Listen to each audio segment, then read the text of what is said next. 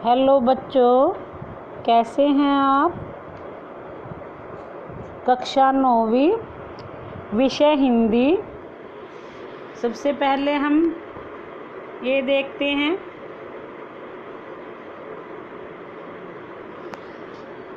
आपका सिलेबस है। ये विषय सूची है। क्षितिज गद्यखंड भाग 1, इसमें कहानियाँ हैं, संस्मरण है। काव्यखंड है क्षितिज का ही, इसमें कविताएं हैं। कृतिका है भाग 1, इसमें भी कुछ कहानियाँ हैं।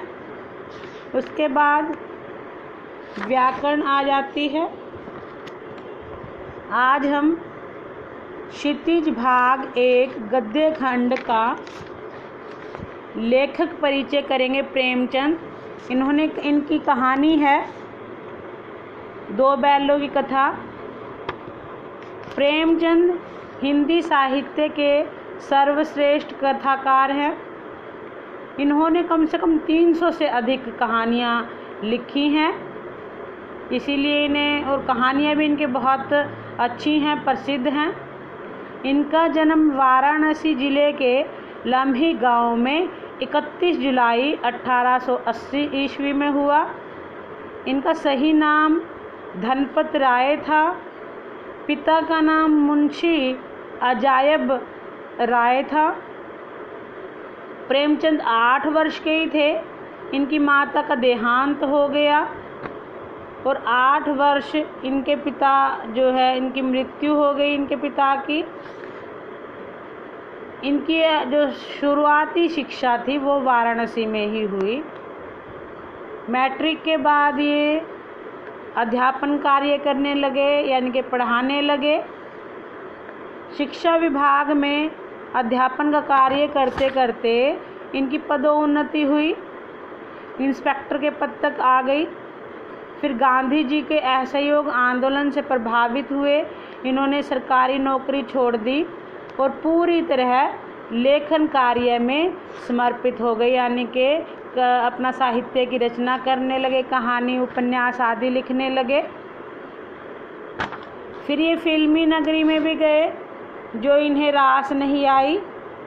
इन्होंने हंस, मर्यादा, जागरण आदि पत्रिकाएं भी लिखी हैं, रचनाएं हैं इनकी। पहले ये उर्दू में लिखा करते थे, बाद में इन्होंने प्रेमचंद नाम से हिंदी में लिखना आरंभ कर दिया। प्रतिज्ञा, वरदान, रंगभूमि, कर्मभूमि, सेवा सदन, प्रेमाश्रम, गबन, ये इनके उपन्यास हैं। करबला और काबा नामक इन्होंने एक नाटक भी लिखा है। कहानी संग्रह भी बहुत हैं इनके, जैसे प्रेम पूर्णिमा, प्रेम पच्चीसी, प्रेम पंचमी, ये सब कहानियाँ हैं। मानसरोवर के 8 भागों में संकलित है। भाषा शैली इनकी सरल है, स्वाभाविक है और लोक भाषा का ही इन्होंने प्रयोग किया है। मुहावरे इनकी भाषा में देखने को मिलते हैं। उर्दू, तत्सम तथा देशज शब्दों का प्रयोग भी देखने को मिलता है। कहानी में वर्णनात्मक तथा संवादात्मक शैली भी देखने को मिलती है।